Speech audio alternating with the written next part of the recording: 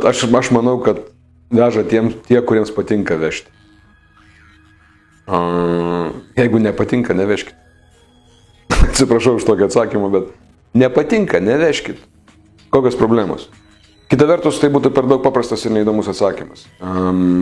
O galbūt atsakymas, kuris reikalauja tam tikros brandos, tam, kad jį suprasti. Vis dėlto, pabandykime atsakyti savo klausimą, kodėl mes vežam.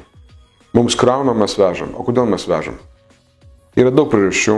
Viena iš pagrindinių turbūt priežasčių yra tai, kad mums baisu pasakyti ne. Mums baisu pasakyti ne, dėl to, kad mes bijome keisti santykį, bijome būti atstumtais, bijome būti nemėgiamais, bijome būti tais, kuriuos paskui sakys, va, jisai pasikėlęs, arba va, jisai ten nedraugiškas, jisai nebendradarbiauja ir panašiai. Ir dėl to mes ir važiuojam ir apsiimam vis daugiau ir daugiau darbų.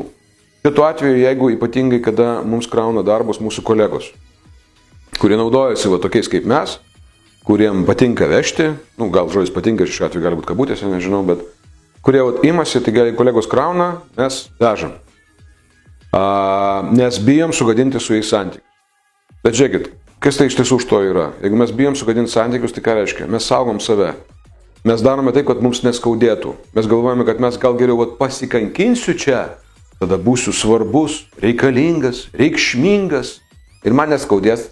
Tuos atvejais, jeigu aš taiga, reiškia, pasakyčiau ne, o tas kažkas supyktų, įsižeistų, tada jau tikrai man skaudėtų. Aš suprantu, kad aš kalbu galbūt psichologinius dalykus ir kolegos šitame puslapyje, aš ir psichologija, apie tai išmano kur kas daugiau negu aš. Bet tokia jau yra ta keistoji patirtis, kada pasižiūri, kad žmonės apsiima vežti kitų žmonių darbus, iš tiesų net nebandydami jiems padėti. Iš tiesų netgi nesirūpindami organizaciją, kad organizacijai būtų gerai, arba klientų. Jie tiesiog tokiu būdu bando apsaugoti save nuo tam tikrų išgyvenimų, kuriems yra nemalonus.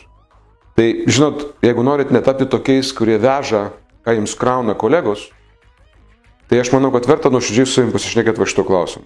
Atsakykit savo klausimą, kodėl aš vežu.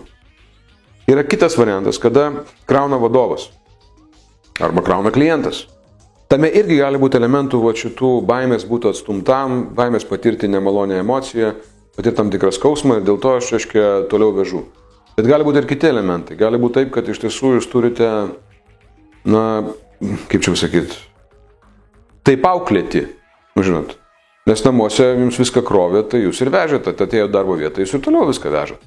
Viskas normaliai, taip kaip auklėti buvo.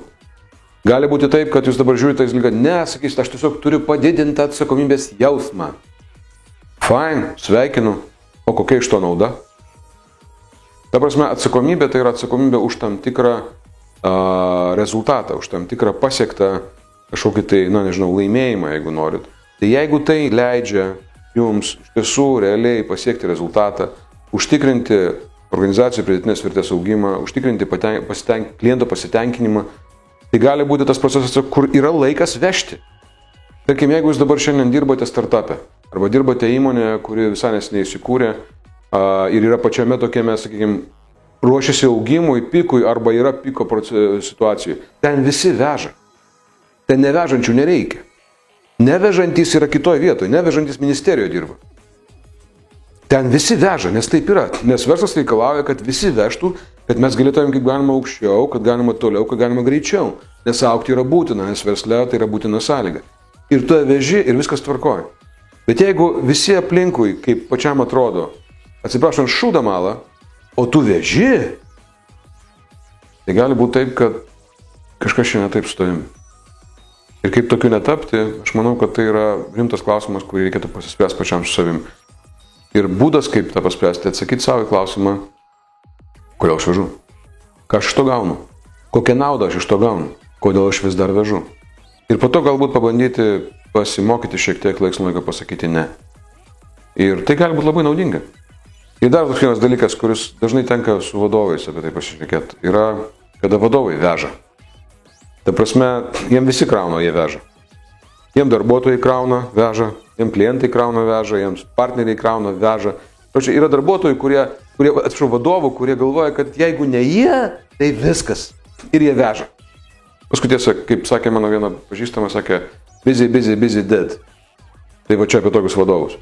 Kurie veža, o staiga po to, opa, psichuškė. Arba opa, alkoholizmas. Arba opa, ir ten koks nors, reiškia, psichosomatinis sutrikimas arba rimtesnė liga. Tai vat kada vadovas veža, ir netapti vadovu, kuris veža, jis turi suprasti paprastą dalyką. Jo funkcija yra nevežti, jo funkcija yra padėti vežti. Tai yra, kaip aš jau nekartą minėjau, tai yra, jeigu aš vadovas, kuris vežu, aš turiu atsakyti savo klausimą, ar tas mano veiksmas padeda mano darbuotojams pasiekti jų tikslus. Kaip aš ir sakiau, vadovo funkcija yra padėti darbuotojams pasiekti jų tikslus. Ir jeigu tai padeda, fine, bet ar tikrai? Apie tai verta pagalvoti.